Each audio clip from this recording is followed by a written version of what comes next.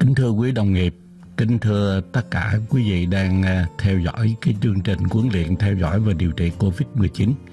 Hôm nay tôi là Phó Giáo sư Tiến sĩ Quỳnh Kỷ của Bộ môn Huyết học, Khoa Y Đại học Y Dược Thành phố Hồ Chí Minh xin trình bày cho quý vị một đề tài liên quan tới sử dụng thuốc kháng viêm corticoid và thuốc chống đông trên bệnh nhân COVID-19. Nội dung trình bày của tôi gồm các phần. Thứ nhất là giới thiệu, thứ hai là cơ chế bệnh sinh trong COVID-19, thứ ba là các khuyến cáo sử dụng kháng viêm corticoid trong COVID-19, thứ tư là khuyến cáo sử dụng thuốc chống đông trong COVID-19. Thưa tất cả quý vị, từ tháng 2 năm 2019, lần đầu tiên báo cáo cái hội chứng hô hấp cấp tính do nhiễm virus corona chủng mới đang gây ra từ Vũ Hán của Trung Quốc. Đến tháng 3 năm 2020 thì tuyên bố cái COVID-19 là đại dịch trong toàn cầu. Và trong thực tế lâm sàng thì bệnh này thay đổi từ mức độ nhẹ đến nặng và đến rất nặng. Từ mức độ nhẹ không có triệu chứng hoặc các cái biểu hiện nhẹ trên đường hô hấp, nó chiếm tỷ lệ đến 81% các trường hợp. Mức độ nặng là khó thở, thở nhanh trên 30 lần một phút, có kèm và không kèm với tình trạng của đông đặc phổi khoảng 14%. Và rất nặng là biểu hiện bằng siêu hô hấp, sốc nhiễm trùng, suy đa cơ quan, chiếm tỷ lệ 5%. Trong cái bệnh cảnh này thì rối loạn đông máu là một biểu hiện cũng thường gặp, đặc biệt là những trường hợp mà bệnh nặng và dẫn đến cái nguy cơ và tỷ lệ tử vong rất cao nếu có xuất hiện rối loạn đông máu. Thưa tất cả quý vị, cho đến nay theo dõi ca mắc mới nhiễm COVID-19 tính đến tháng 7 năm 2001 ở nước ta, nó chia 3 giai đoạn. Với các cái giai đoạn như trên, chúng ta lưu ý từ cái giai đoạn thứ tư là từ ngày 27 tháng 4 đến năm 2021 thì chúng ta có gần đến 75.417 ca. Trong các cái biểu đồ trên chúng ta thấy cái tốc độ sự xuất hiện các cái ca nhiễm COVID ở nước ta tăng lên rất cao. Và với các cái tỷ lệ đi trên thì chúng ta thấy có khoảng 20% những trường hợp nhiễm COVID có triệu chứng và trong đó 5% những trường hợp có cái biểu hiện của nặng. Với cái nhận định và kết quả đi trên, câu hỏi đặt ra và thách thức đối với cái ngành y tế của chúng ta rất lớn. Trong cái nhiễm COVID thì chúng ta thấy diễn tiến nó gồm có cái 3 giai đoạn.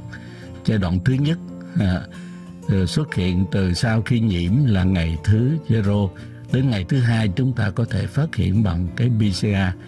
Và cái giai đoạn này được gọi là giai đoạn mới nhiễm. Nó có thể biểu hiện bằng trên lâm sàng là sốt, đau họng, mỏi cơ hoặc là các cái triệu chứng liên quan tới hô hấp trên. Xét nghiệm máu chúng ta thấy có giảm bạch cầu. Trong giai đoạn này thì có khả năng nếu không có triệu chứng chúng ta có thể không cần điều trị gì hết. Giai đoạn thứ 2 bắt đầu khoảng từ ngày thứ 6 cho đến ngày thứ 12. Giai đoạn thứ 2 này nó có thể trồng lấp và biểu hiện các cái triệu chứng ở cái phổi. Trên cái kết quả này chúng ta thấy ở giai đoạn thứ nhất thì người ta kéo dài khoảng chừng 5 ngày thôi, thường không có triệu chứng và nếu có thì xuất hiện những cái triệu chứng như tôi đã trình bày. Ở giai đoạn thứ 2 là giai đoạn của phổi thì tần suất xuất hiện các cái triệu chứng này nó liên quan tới các cái bệnh lý của cái cơn bão cytokine. Triệu chứng biểu hiện bằng khó thở, giảm oxy hoặc là có các bệnh lý liên quan tới thiếu oxy trên não. Có thể tiến triển tới cái phục hồi trong khoảng chừng 15% bệnh nhân. Nhưng có những cái trường hợp chuyển qua giai đoạn nặng hơn. Chúng ta thấy trong cái giai đoạn này thì những cái xét nghiệm mà liên quan tới cái giai đoạn này chúng ta thấy cái CRP tăng, TLDH tăng cái interleukin, tăng D-dimer hoặc là tăng cái dấu phản ứng viêm biểu hiện bằng cái ferritin. Bên cạnh cái lâm sàng đó thì câu hỏi đặt ra là trong giai đoạn này nên điều trị cái gì, thì trên phác đồ này nó đưa đến cái vai trò của Dexam, của cái kháng viêm corticoid và anticoagulant. Chúng ta sẽ thảo luận phần sau. Sau hết cái giai đoạn thứ 2 thì chúng ta sẽ thấy đến cái giai đoạn thứ 3. Đây là cái pha mà gọi là phản ứng viêm và cái huyết khối chuyển tiến xảy ra Đây là một cái biến chứng muộn thường xuất hiện từ ngày thứ 10 trở lên. Lưu ý rằng trong cái giai đoạn này nó có thể tăng cái tải lượng virus hoặc là nó không phụ thuộc vào cái tải lượng virus. Và đa số trường hợp bệnh nhân tử vong do huyết khối viêm mạch lan tỏa do hậu quả của cơn bão cytokine dẫn đến cái suy đa cơ quan và tổn thương các cái tế bào nội mô lan tỏa. Lúc này chúng ta thấy bên cạnh cái hội chứng suy đa cơ quan còn có những cái hội chứng liên quan tới đông máu, vừa tăng đông gây ra huyết khối, vừa hội chứng trồng lấp của những cái bệnh lý thiếu máu, tán huyết, vi mạch, TMA. Với cái diễn tiến ở trên, đây là cái bảng để sơ lại về cái cơ chế bệnh sinh trong cái bệnh lý COVID. Chúng ta thấy sau khi nhiễm SARS-CoV-2 với ái lực của cái SARS-CoV-2 trên cái thụ thể ACE, chúng ta thấy các cái con COVID này nhiễm tới các cái tế bào phế nang, nó gây ra những cái phản ứng và tăng sinh trong cái tế bào phế nang này. Quá trình đầu tiên chúng ta thấy nó sẽ hoạt hóa các cái đại thực bào. Trong đó đại thực bào này được hoạt hóa thông qua cái quá trình trình chuyển kháng nguyên, sẽ gửi những cái thông tin đến cái tế bào lympho T, tế bào đại thực bào, tế bào bạch cầu hạt, và các cái hàng loạt cái tế bào này sẽ phóng thích ra các cái cytokine. Cytokine chúng ta nhớ cái họ này gồm có 4 nhóm. Một cái nhóm của interleukin, nhóm của interferon, nhóm của chemokine và nhóm TNF. Sự tăng sinh, sự tiết của các cái cytokine này, nếu như mọi chuyện ổn định, chúng ta sẽ vai trò đầu tiên của nó sẽ chống cái con virus. Nếu mọi chuyện ổn định thì nó sẽ kiểm soát được. Nhưng trong cái SARS-CoV-2 này thì quá trình đáp ứng quá mẫn của cái cơn bão cytokine, nó sẽ gây ra một cái phản ứng viêm, mà với cái dòng thác viêm này nó sẽ tấn công lên các cái hệ thống trên các cái cơ quan của cơ thể và gây ra tổn thương các cái cơ quan mà nó đáp ứng đích, có thể dẫn đến các cái tử vong. Bên cạnh đó chúng ta thấy sự tác động của cái yếu tố PAM, đó là các cái yếu tố bệnh sinh đi kèm với lại các cái phân tử của con virus. Đồng thời xuất hiện các cái tổn thương mô đi kèm theo gọi là DAM. Nó sẽ hoạt hóa các cái tiểu cầu, và chính cái tiểu cầu này nó còn kích hoạt để tạo nên cái bùng nổ của cái cytokine. Và cuối cùng cái sự xuất hiện của các cái cytokine này nó sẽ đánh lên từ ở trên phổi.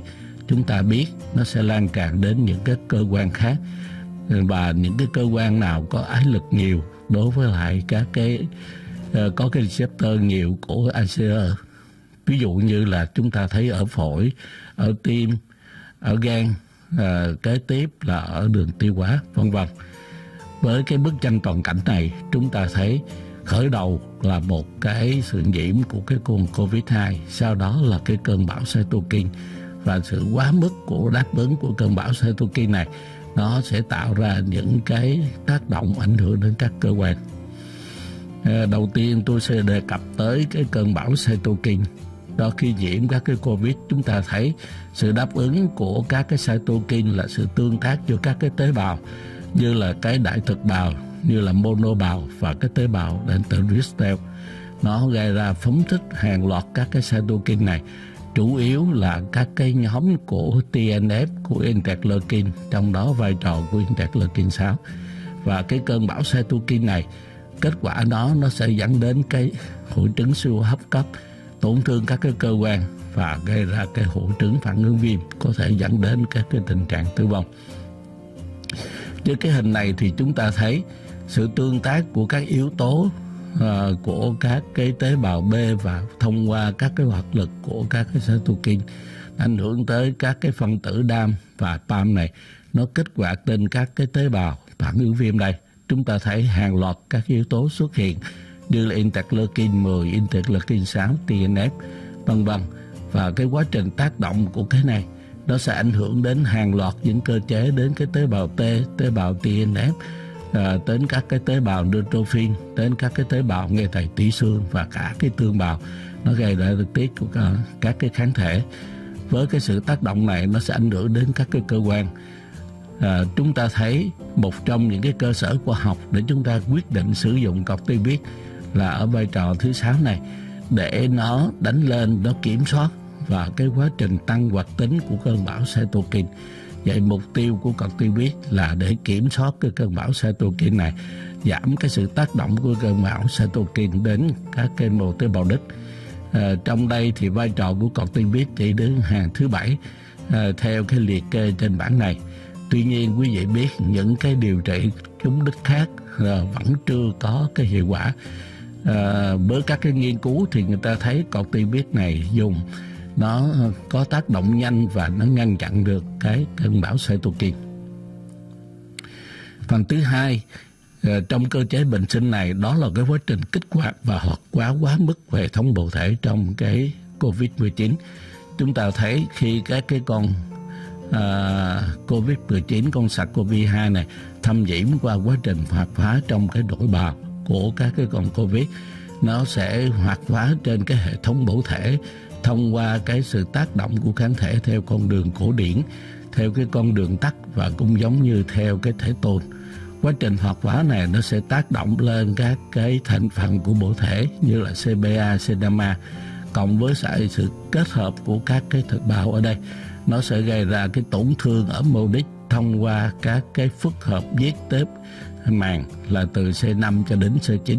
Như vậy chúng ta sẽ thấy cái tổn thương của các cái tế bào nội mô đóng góp của cái vai trò của các cái bổ thể. Hình ảnh trên đây để chúng ta diễn tả 3 cái con đường của kích hoạt bổ thể và sự tác động của các cái bổ thể lên với các cái thành phần để đánh lên các cái tế bào của thận. Như vậy thì cơ chế của trong của bổ thể vừa tổn thương ở phổi, vừa tổn thương ở trên thận, tạo ra một cái vòng lẩn quẩn trong bệnh lý. Cơ chế thứ ba là rối loạn đông máu trong COVID. Như hình ảnh này chúng ta thấy nó xâm nhập vào các cái mạch máu cũng giống như tế bào ở phổi, sau đó nó lan rộng trong cơ thể. Cơn bão cytokine mới đẩy tôi đã trình bày, kèm theo đó là sự tổn thương các cái tế bào thành mạch, sự phóng thích ra của các yếu tố Vogler-Brand, tăng yếu tố 8 và giảm hoạt tính của các cái yếu tố chống đông. Kết quả nó dẫn đến cái rối loạn cái hiện tượng động vật cầm máu và nó gây ra tạo ra cái huyết khối. Vậy trong bệnh lý của rối loạn đông máu trong COVID, đó là một bệnh cảnh tăng đông, và cái quá trình tăng đông này nó sẽ diễn ra ở các cái cơ quan đích. Đầu tiên là cái quá trình tăng đông diễn ra ở trên phổi, gây thuyên tắc những cái mao mạch, thuyên tắc ở trên phổi, cả hệ thống mao mạch, động mạch và tĩnh mạch ở phổi. Sau đó cái quá trình này nó có thể lan rộng theo cái cơn bão cytokine, theo sự hoạt hóa của bổ thể và sự tổn thương các cái mạch máu để đến cái tim, đến thận, đến gan và đến não. Và trong một cái nghiên cứu của các cái bệnh lý động mạch cầm máu được công bố năm 2020, người ta thấy cái quá trình này nó sẽ xuất hiện sự xâm nhập của các cái virus vào trong hệ thống mạch máu, nó hoạt hóa cái bạch cầu hàn, đồng thời nó kích hoạt luôn các cái yếu tố đông máu ngay từ các cái mao mạch của các cái phế nang, và một cái quá trình hoạt hóa của các cái cơn bão cytokine. Kết quả cuối cùng là nó tạo thành một cái cục huyết khối trong các cái lòng mạch. Biểu hiện mà chúng ta thấy có thể tổn thương ngay tại phổi, có thể tổn thương ngay cỡ tim, biểu hiện bằng nhồi máu cơ tim, hoặc là những cái thuyên tắc ở tĩnh mạch, hoặc là ở trên não gây ra cái huyết khối ở trên não. Với tất cả toàn bộ các cái câu chuyện trên thì chúng ta thấy những cái bằng chứng xuất hiện ban đầu trong cái mặt cơ để theo dõi đánh giá. Thì một cái công bố của cái nghiên cứu ở phòng cấp cứu của ICU ở bên của các tác giả Nintan cho thấy cái mặt cơ D-dimer. Nếu như ở ngày thứ 7 chúng ta thấy D-dimer mà tăng vượt trội, D-dimer tăng vượt trội với cái giá trị các up của nó trên 5 chấm đó, thì chúng ta thấy là cái tỷ lệ của cái này nó sẽ đến tử vong rất là nhanh ở ngày thứ 7. Còn nếu này nó giảm hẳn cho D-dimer thì tỷ lệ sống sót rất cao. Và với cái công bố này thì mặt cơ D-dimer là một bằng chứng để biết rằng có cái quá trình mà xảy ra rối loạn đông máu hướng tới tăng đông hoặc là cái huyết khối, hướng tới cái quá trình tạo cái fibrin trong lòng mạch quá mỏng. Thì tóm lại, cơ chế bệnh sinh trong huyết khối của cái COVID-19 do cái nhiễm SARS-CoV-2 nó sẽ hoạt hóa cái cơn bão cytokine như quý vị đã biết, cộng với nó sẽ hoạt hóa cái con hồng thác của bộ thể tới sự tác động của cái hệ thống renin-angiotensin, nó sẽ tác động lên cái hệ thống của cái mao mạch. Trong cơn bão cytokine này thì vai trò chính là cái interleukin 16, nó sẽ tác động trực tiếp lên cái mao mạch qua hệ thống Golgi-Branch, đồng thời kích hoạt cái tiểu cầu, gây ra cái quá trình ngưng tập tiểu cầu và gây ra giảm tiểu cầu. Toàn bộ cái quá trình này chúng ta thấy nguy cơ nó sẽ dẫn đến tạo ra cục huyết khối và ức chế luôn cả cái hệ thống tiêu sợi huyết, nên cái huyết khối này nó có thể tắc ở cái phổi, ở tim, ở não và ở những cái cơ quan khác. Dựa trên tất cả các cái cơ chế bệnh sinh mới nãy như tôi đã phân tích thì với các cái phân loại về các cái nhóm nguy cơ, chúng ta dựa trên các cái phân chia COVID theo mức độ nặng nhẹ của Bộ Y tế Việt Nam chia ra thành 5 nhóm. Nhóm không có triệu chứng, nhóm mức độ nhẹ và nhóm mức độ vừa, nhóm mức độ nặng và nhóm cái mức độ nguy kịch.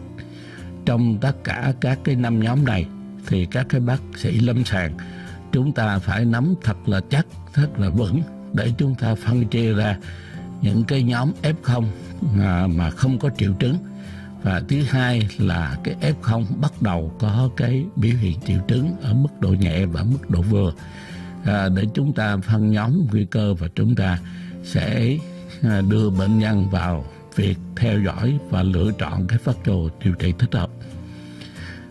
Mới đây thì chúng ta thấy việc sự xuất hiện các F0 trong cộng đồng quá cao, nó dẫn đến cái tình trạng quá tải ở các cái bệnh viện, và với cái mô hình tháp 5 tầng thu dung ở các điều trị trường hợp F0 tại thành phố Hồ Chí Minh, chúng ta thấy ở các cái cơ sở mà chăm sóc theo dõi sức khỏe F0 không có triệu chứng tại địa bàn thì được phân công ở thành phố Thủ Đức hoặc các cái quận huyện, và nó thu dung khoảng 50% các trường hợp.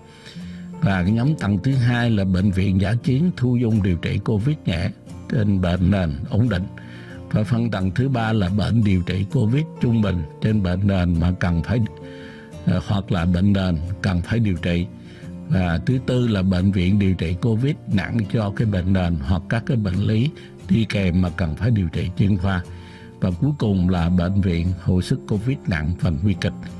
Với các cái phân tầng của này thì chúng ta thấy cho đến nay việc sự xuất hiện của các F0 như vậy, nên cái cơ sở mà giữa chăm sóc theo dõi điều trị F0 không có triệu chứng và việc chuyển tới các cái đơn vị cơ sở điều trị vẫn còn là một cái thách thức đối với chúng ta. Vậy trong cái tầng thứ nhất, chúng ta coi đây là cơ sở chăm sóc và theo dõi sức khỏe các trường hợp F0 ngay tại địa bàn quận huyện và ở thành phố Thủ Đức. Các trường hợp F0 không có triệu chứng, không có bệnh nền và không bệnh nền chưa được điều trị ổn định, không có béo phì được cách ly tập trung tại trên cơ sở trên.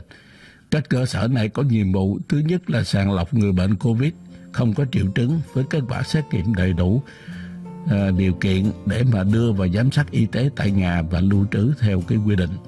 Thứ hai là chăm sóc và điều trị ban đầu các trường hợp COVID có triệu chứng nhẹ. Và vai trò thứ ba là xử trí cấp cứu các trường hợp có dấu hiệu chuyển biến nặng trước khi chuyển viện. Vậy đây là cái toàn bộ cái yêu cầu của các cái tầng 1. Trong cái tầng 1 chúng ta lưu ý dụng cụ cấp cứu cơ bản và cơ số thuốc để điều trị bao gồm hạ sốt, Bulitamine, thuốc kháng viêm dạng uống và tiêm mạch, hoặc là thuốc kháng đông sử dụng trước khi chuyển viện trong các cái trường hợp mà có nguy cơ chuyển nặng. Những cái phần mà tôi tô đỏ ở đây đó là các cái thuốc kháng viêm, corticoid dạng uống hoặc tiêm mạch hoặc thuốc kháng đông được sử dụng trước khi chuyển viện đến các cái trường hợp có nguy cơ chuyển nặng. Bởi cái phần này chúng tôi sẽ đi tiếp trong các cái việc điều trị thuốc kháng viêm và corticoid như thế nào. Về mặt chỉ định, chúng ta thấy người ta đã nêu rõ ra có hai phần chúng ta cần phải lưu ý. Không sử dụng các thuốc corticoid toàn thân thường quy cho viêm hô hấp trên, trừ khi là có chỉ định khác. Phần thứ hai, đó là khuyến cáo sử dụng corticoid đường toàn thân trong các trường hợp. Thứ nhất là xử trí cấp cứu các trường hợp có dấu hiệu chuyển biến nặng trước khi chuyển viện. Thứ hai, bệnh nhân mắc Covid mức độ vừa, nặng hoặc nguy kịch. Thứ ba là hội chứng viêm hệ thống ở trẻ em có liên quan tới cái Covid-19. Thứ tư là những trường hợp Covid có bệnh nền đang điều trị corticoid mà phải tiếp tục điều trị bệnh nền bằng corticoid. Với các cái 4 chỉ định trên, chúng ta sẽ đi phần thứ nhất. Với các cái 4 chỉ định trên thì thuốc và liều lượng như thế nào? Đầu tiên là xử trí cấp cứu các trường hợp có dấu hiệu chuyển biến nặng trước khi chuyển viện. Người ta thấy ưu tiên là sử dụng dexamethasone. Đường có thể bằng đường uống hoặc tiêm tĩnh mạch. Nhưng chúng ta thấy viên dexamethasone đó có 0,5 mg, mà tiêm tĩnh mạch thì ống là 4 mg. Thì liều lượng người ta thường hay dùng ở người lớn là khoảng chừng dexamethasone người lớn 4 đến 8 mg tiêm mạch. Ở trẻ em khoảng 0,5 mg một ký mà tiêm mạch. Nếu không có dexamethasone thì có thể thay thế bằng các cái corticoid khác mà chúng ta thường thấy trên cái thị trường có, như hydrocortisone, như methylprednisolone hoặc là prednisolone. Hydrocortisone thì chúng ta thấy đa số cái đường này là bằng đường tiêm mạch. Ở người lớn dùng từ 50 đến 100 mg nửa ống cho đến một ống. Trẻ em khoảng 0,5 mg một ký thì tiêm mạch. Methylprednisolone thì thường thị trường có cái thuốc khoảng Meron 4 mg hoặc 16 mg. Người lớn thì chúng ta dùng 16 mg một viên uống. Trẻ em thì khoảng 0,8 mg một ký phải uống. Một cái thuốc mà dễ gặp thứ ba đó là prednisone 5 mg. Người lớn chúng ta dùng 20 mg là khoảng chừng 4 viên. Trẻ em là khoảng 1 mg một ký mà uống. Lưu ý rằng khi chuyển thì chúng ta cần phải ghi rõ vào hồ sơ đã sử dụng thuốc và liều trích và liều lượng thuốc gì và liều lượng trích hoặc là uống khi chúng ta chuyển lên tuyến trên. Thứ hai là trong trường hợp bệnh nhân bị mắc Covid mức độ vừa, nặng và nguy kịch, thời gian tối thiểu chúng ta sử dụng là khoảng 7 đến 10 ngày, có thể tiêm mạch hoặc là uống. Liều lượng thì dexamethasone người lớn khoảng 6 mg mỗi ngày, có thể tăng lên 10 đến 12 mg mỗi ngày nếu như chúng ta đánh giá nặng. Ở trẻ em là khoảng 0,15 mg một ký một ngày và tối đa là 6 mg một ngày. Nếu không có dexamethasone thì chúng ta có thể sử dụng các cái loại thuốc hydrocortisone, methylprednisolone hoặc là prednisone. Và với cái liều lượng là người lớn trong hydrocortisone khoảng 50 mg một lần và dùng trong 3 lần trong một ngày, hoặc là 100 mg một lần dùng 2 lần trong ngày. Ở trẻ em với liều 0,5 mg một ký một lần dùng 2 lần trong ngày và tối đa là 150 mg mỗi ngày. Liều này là khá cao trên trẻ con. Đối với methylprednisolone thì chúng ta có thể cái viên 16 mg chúng ta dùng 2 lần và cách nhau mỗi 12 giờ. Và prednisone trên người lớn chúng ta dùng 4 mg một lần một ngày. Và chúng ta cần phải theo dõi sát các cái biến chứng của corticoid như là biến chứng tăng đường huyết hoặc những cái tác dụng bất lợi khác của corticoid. Trong trường hợp chỉ định thứ ba là hội chứng viêm hệ thống liên quan đến Covid thì corticoid được chỉ định cùng với cái IVIG là cái gamma globulin mà trực tĩnh mạch với các cái biện pháp điều trị hỗ trợ khác. Thuốc sử dụng chúng ta có thể sử dụng methylprednisolone, prednisolone hoặc là prednisone với cái liều là thích hợp chữa trên người lớn và trẻ con. Người ta phân chia các cái liều và cách sử dụng như sau. Đối với thể nhẹ và vừa thì methylprednisolone hoặc prednisone 2 mg một ký một ngày, tối đa là 40 đến 60 g mỗi ngày, chỉ 2 đến 3 lần và cách nhau mỗi 8 đến 12 giờ, giảm dần và cái ngưng thuốc sau 2 đến 3 tuần. Trong trường hợp thể nặng và thể nguy kịch thì chúng ta có thể tấn công prednisolone 10 đến 30 mg dùng 1 ký một ngày, dùng từ 1 đến 3 ngày. Xin lỗi quý vị là từ 10 đến 30 mg 1 ký một ngày, dùng từ 1 đến 3 ngày. Sau đó thì có thể dùng 2 mg 1 ký một ngày và giảm ngưng thuốc sau 2 đến 3 tuần. Và đối với thể nặng và từ 6 đến 8 tuần đối với thể nguy cấp. Trong toàn bộ tất cả các cái chỉ định trên thì thời gian đang dùng và liều lượng thì các vị có thể tham vấn thêm các chuyên gia. Đây là một cái vấn đề mà chúng ta cần phải cân nhắc và nan giải hơn. Đó là những trường hợp Covid mà có bệnh nền, mà trên bệnh nền này điều trị bằng corticoid thì cái phác đồ đưa ra là phải tiếp tục điều trị bệnh nền bằng corticoid toàn thân, chứ chúng ta không thể ngừng lại được. Loại corticoid, liều lượng, cách sử dụng và duy trì thì tùy theo bệnh nền đang có. Ví dụ như bệnh lý luyện huyết đỏ, bệnh lý thiếu máu tán huyết miễn dịch, bệnh lý xuất huyết giảm tiểu cầu miễn dịch, hoặc là bệnh nhân đang ghép các cái cơ quan tạo máu hoặc là ghép các cái một cơ quan khác, thì chúng ta cần phải thêm tư vấn của các chuyên gia trong các cái bệnh lý nền này. Đó là phần mà chỉ định và theo dõi điều trị corticoid. Sau đây chúng tôi xin đề cập tới phần thứ hai, đó là dự phòng và điều trị thuốc chống huyết khối. Qua cơ chế bệnh sinh ở trên, chúng ta thấy hiện tượng tăng đông xuất hiện trong Covid. Đó là một cái diễn tiến ngày càng nặng hơn, và nó có cái yếu tố nguy cơ dẫn đến tử vong cho bệnh nhân.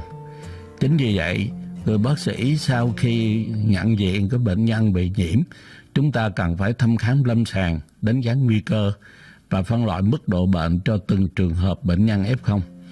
Chúng ta coi cơ sở có đủ các cái xét nghiệm để theo dõi về đông máu như BT, đường ngoại sinh, ABTT, đường nội sinh, fibrinogen, đường đông máu trung, các cái xét nghiệm kèm theo INE, trong đó là D-dimer là cái marker khá quan trọng giúp cho chúng ta đánh giá. Thực tế ra trong các cái bệnh viện thì chúng ta thấy ở các cái bệnh viện mà cấp quận huyện thì chúng ta có trang bị những xét nghiệm đông máu cơ bản. Tuy nhiên cái xét nghiệm D-dimer thì chúng ta có ít hơn. Sau khi có kết quả này, chúng ta tiến hành phân tầng các yếu tố nguy can với cái huyết khối tinh mạch, và chúng ta tiến hành có khả năng và tham vấn với các chuyên gia về điều chỉnh rối loạn đông máu với ở các mức như truyền tiểu cầu, truyền huyết tương tư, đông lạnh, các yếu tố đông máu khi cần thiết, và đặc biệt là chúng ta sử dụng thuốc cái chống huyết khối ngay tại thời điểm nào. Chúng tôi phân chia ra các cái nhóm như sau để cho các cái đồng nghiệp và các bạn dễ hiểu. Thứ nhất là đối với những trường hợp F0 mà ở cơ sở đó không thể tiến hành làm xét nghiệm được về đông máu như BT, ABTT, fibrinogen và D-dimer, thì nếu như F0 mà không có triệu chứng hoặc là ở mức độ nhẹ thì chúng ta không cần phải điều trị dự phòng bằng thuốc chống đông. Thứ hai là F0 mà có cái triệu chứng và xuất hiện cái dấu hiệu chuyển biến nặng trước khi mà chúng ta chuyển tới các cái bệnh viện thu dung hoặc bệnh viện điều trị Covid, thì chúng ta cần phải nên tiến hành điều trị vừa corticoid vừa cái điều trị cái dự phòng điều trị thuốc chống đông. Còn F0 mà mức độ nặng và vừa nặng hoặc nguy kịch thì người ta có thể dự phòng cái thuốc chống đông bằng cái heparin trọng lượng phân tử thấp, tên của nó là enoxaparin, với 1 mg một ký và trong 24 tiếng. Hoặc chúng ta có thể sử dụng heparin mà chuẩn là heparin không phân đoạn là khoảng chừng 5.000 đơn vị tiêm dưới da mỗi 12 giờ. Trong này chúng ta lưu ý trường hợp mà có tổn thương phổi trên X quang hoặc nhịp thở lớn hơn 20 lần một phút, và khi chúng ta nghe phổi thì có xuất hiện các cái ran bất thường, thì người ta có thể kết hợp là cả cái heparin trọng lượng phân tử thấp 2 mg một ký mỗi 12 giờ và kết hợp dexamethasone 6 mg khi chuyển bệnh nhân đến cơ sở cấp cứu hoặc là trong cái hồi sức tích cực. Lưu ý chúng ta không sử dụng thuốc chống đông trên bệnh nhân có cái bệnh lý mà rối loạn đông máu sẵn có, như là bệnh nhân hemophilia, bệnh nhân mới phẫu thuật trong vòng 24 giờ, số lượng tiểu cầu dưới 50.000 hoặc là xét nghiệm BT dưới 50%, và đặc biệt là bệnh nhân có cái suy thận với cái độ lọc cầu thận là dưới 30 ml một phút. Trong trường hợp bệnh nhân F0 mà có làm xét nghiệm đông máu thì chúng ta chia ra hai nhóm người lớn và nhóm trẻ con. Đối với nhóm người lớn thì đây là chỉ định và liều lượng cái heparin trọng lượng phân tử thấp theo bảng sau. Đầu tiên là chúng ta thấy phân chia cái nguy cơ huyết khối tĩnh mạch thấp, nguy cơ huyết khối tĩnh mạch trung bình và nguy cơ huyết khối tĩnh mạch cao. Cái tiêu chí của phân nhóm nguy cơ là chúng ta có thể dựa vào kết quả của D-dimer và fibrinogen. D-dimer nhỏ hơn 1.000 nanogam trên ml hoặc tăng gấp 2 lần và fibrinogen nhỏ hơn 5 gram trên lít thì chúng ta phân chia trong nhóm nguy cơ huyết khối tĩnh mạch thấp. Nếu D-dimer từ 1.000 cho đến 2.000 nanogam trên ml hoặc tăng từ 2 đến 5 lần và fibrinogen lớn hơn 5 gram trên lít thì đó là nhóm nguy cơ trung bình. Nhóm nguy cơ cao là D-dimer lớn hơn 6.000, fibrinogen lớn hơn 8 gram. Biểu hiện của cái triệu chứng của đông máu nội mạch, các điểm số đông máu nội mạch theo cái phân nhóm của WHO là lớn hơn 4 điểm, hoặc là bệnh nhân đang thở máy hoặc sử dụng ECMO và có yếu tố nguy cơ cao của tắc mạch phổi. Qua ba cái phân nhóm như thế này, sau đó chúng ta đến cái việc sử dụng và lựa chọn thuốc. Thuốc điều trị của chúng ta thì nó đi kèm với lại cái việc phân chia của cái BMI là cái trọng lượng của cơ thể. Thì trong cái BMI chúng ta chia ra nhóm nhỏ hơn 20, nhóm từ 20 đến 29, nhóm trên 30 và phân tầng theo cái nhóm nguy cơ để chúng ta lựa chọn cái thuốc heparin trọng lượng phân tử thấp.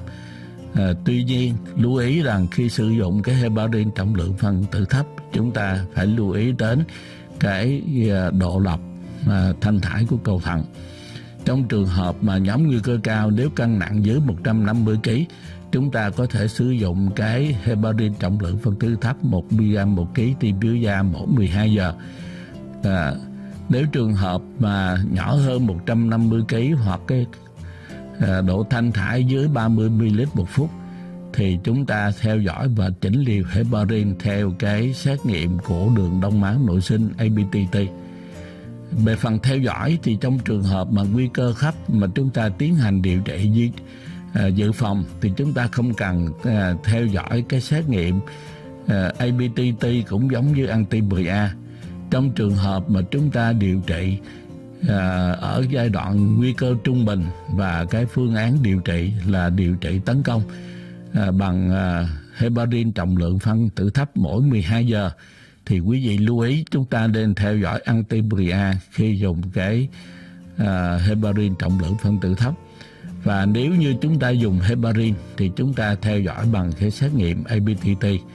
Lại dĩ nhiên trong trường hợp mà nhóm nguy cơ cao có huyết khối tĩnh mạch thì chúng ta phải chỉnh cái liều, chúng tôi khuyến cáo nên chỉnh liều anti-10A là tốt nhất. Còn khi mà chúng ta sử dụng heparin thì chúng ta phải lưu ý là chúng ta sử dụng theo dõi bằng ABTT của đường đông máu nội sinh. Điều quan trọng trong suốt của quá trình này là sử dụng heparin trọng lượng phân tử thấp hoặc là heparin chuẩn. Quý vị nên nhớ có khoảng chừng từ 5 cho đến khoảng từ 2 cho đến khoảng 5% nó xuất hiện thêm các cái hội chứng hít liên quan tới việc sử dụng heparin thì chúng ta cần phải cân nhắc để theo dõi thêm số lượng tiểu cầu. Đối với trẻ em thì chúng ta cũng phân chia ra cái nhóm nguy cơ huyết khối tĩnh mạch thấp và nhóm nguy cơ huyết khối tĩnh mạch cao. Nếu trẻ em mà đang có đạt được cái CBC là ống thông tĩnh mạch trung tâm, bệnh nặng mà không có tình trạng tăng đông, tăng viêm hoặc D-dimer mà dưới 1.500 nanogam trên ml hoặc là dưới 3 lần giới hạn trên của giá trị bình thường thì người ta có thể cho cái liều heparin trọng lượng phân tử thấp được tiêm biểu da với liều lượng trẻ dưới 2 tháng tuổi thì 0,75 mg một ký một liều và mỗi 12 giờ. Trẻ lớn hơn 2 tháng tuổi thì 0,5 mg một ký một liều và mỗi 12 giờ. Trong trường hợp mà nguy cơ huyết khối tĩnh mạch cao, trẻ trong tình trạng nặng nguy kịch và có tình trạng tăng đông, tăng viêm D-dimer lớn hơn 1.500 nanogam trên ml hoặc lớn hơn 3 lần giá trị bình thường. Với kết quả ferritin CRP hoặc là có cái tiền trữ huyết khối như đã trình bày ở trên, thì cái liều lượng của cái heparin trọng lượng phân tử thấp đối với trẻ em dưới 2 tháng tuổi thì 1,5 mg một ký một ngày, một liều và mỗi 12 giờ. Trên trẻ em là trên 2 tháng tuổi thì 1 mg một ký một liều mỗi 12 giờ. Và trong quá trình này thì chúng ta theo dõi cái chống đông là theo dõi anti-10A với nồng độ đích của anti-10A là 0,5 cho đến 1. Quý vị thấy trong cái đối với trẻ con chúng ta thấy việc chỉ định heparin chuẩn rất ít.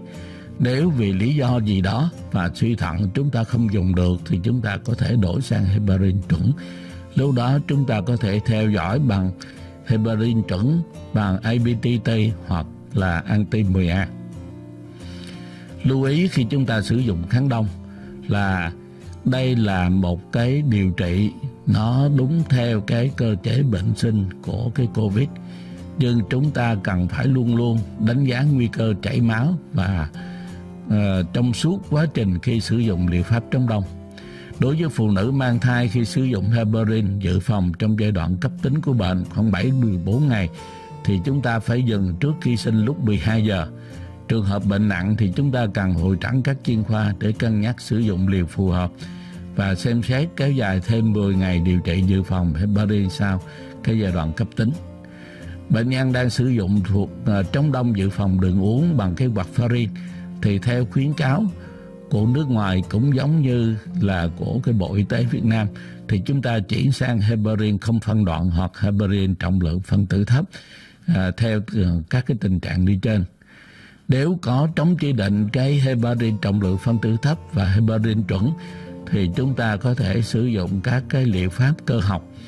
Vấn đề sử dụng thêm các cái loại thuốc chống đông mới như là warfarin, thuốc chống vitamin K, aspirin hoặc là cái DOAC thì chúng ta thấy vẫn còn đang cái quá trình thử nghiệm và cân nhắc. Trong điều kiện của Việt Nam thì nếu như vì lý do gì đó mà quý vị không có thể sử dụng được heparin trọng lượng phân tử thấp và heparin chuẩn thì quý vị nên hội trần với chuyên khoa huyết học để chúng tôi có thể tư vấn cho quý vị để sử dụng một cách thích hợp. Phần lưu ý sử dụng này chúng ta theo dõi sát để phát hiện các dấu hiệu nghi ngờ tắc mạch như đột quỵ, tắc mạch sâu, nhồi máu phổi, hội chứng vành cấp. Nếu các dấu hiệu nghi ngờ thì chúng ta cần áp dụng biện pháp chẩn đoán và điều trị thích hợp. Cần nhất chúng ta phải hội trần các cái chuyên khoa khác. Để thay cho phần kết luận, đây là cái lưu đồ theo dõi xử trí người bệnh Covid. Quý vị thấy cái nhóm bệnh nhân là có nhiễm Covid không có triệu chứng, chúng ta theo dõi tại các cái đơn vị thu dụng, và mới đây thì có thể chúng ta theo dõi cái F0 này ngay tại nhà. Đây là vấn đề vẫn còn đang giải. Nếu xuất hiện các cái triệu chứng thì chúng ta cần phải chuyển tới các cái nơi để đánh giá và các cái điện giải dinh dưỡng, xét nghiệm các cái tiêu chuẩn để chúng ta đưa ra quyết định. Trong toàn bộ cái câu chuyện này thì cái màu xanh là chúng ta có thể điều trị cái đối với những nhóm bệnh nhân thường. Cái màu vàng là cái bệnh nhân nhập viện chúng ta phải điều trị chặt chẽ, và cái màu cam là chúng ta điều trị trên ICU. Quý vị có thể theo dõi cái lưu đồ theo dõi và xử trí Covid theo cái ban hành của cái Bộ Y tế số 3416. Trong cái phần này, đầu tiên liên quan tới vấn đề mà sử dụng kháng viêm corticoid và thuốc chống đông. Tôi xin quý vị hãy lưu ý, trong những trường hợp mà bệnh nhân đang được theo dõi xuất hiện các cái triệu chứng trở nặng, khó thở hoặc có cái biểu hiện cần phải chuyển tới các bệnh viện, hay nói cách khác là F0 có dấu hiệu mà chuyển biến nặng trước khi chuyển viện, thì chúng ta có thể sử dụng là corticoid bằng dexamethasone hoặc là cái nhóm khác của corticoid kết hợp với lại các cái heparin trọng lượng phân tử thấp với cái liều điều trị dự phòng. Phần thứ hai là nếu như đang bệnh nhân điều trị ở mức độ vừa trung bình nặng và ở trong các cái bệnh viện đang điều trị, thì chúng ta thấy chúng ta cũng điều trị liệu pháp sử dụng kháng đông và corticoid theo các cái phân nhóm ở trên. Nhóm bệnh nhân có cái huyết khối tĩnh mạch thấp, huyết khối tĩnh mạch cao, chúng ta sử dụng các cái liều lượng của enoxaparin và dexamethasone. Trong trường hợp mà bệnh nhân có hội chứng viêm hệ thống, biểu hiện giống như bữa nãy chúng tôi đã đề cập, thì chúng ta có thể kết hợp giữa cái corticoid và IVIG. Với cái phần kết luận này thì chúng tôi hy vọng với cái trình bày của tôi, quý vị sẽ hiểu hơn được cái cơ chế bệnh sinh của COVID. Cơ chế bệnh sinh của COVID liên quan trong các cái bệnh lý huyết học, cơ chế bệnh sinh và vai trò của corticoid và thuốc chống đông trong các cái bệnh lý này. Một lần nữa, chúng tôi xin cảm ơn sự chú ý lắng nghe của tất cả quý vị. Nếu quý vị có thắc mắc, xin quý vị hãy liên lạc với cái chương trình huấn luyện và theo dõi điều trị COVID của Đại học Y Dược Thành phố Hồ Chí Minh. Một lần nữa xin cảm ơn sự chú ý của tất cả quý vị.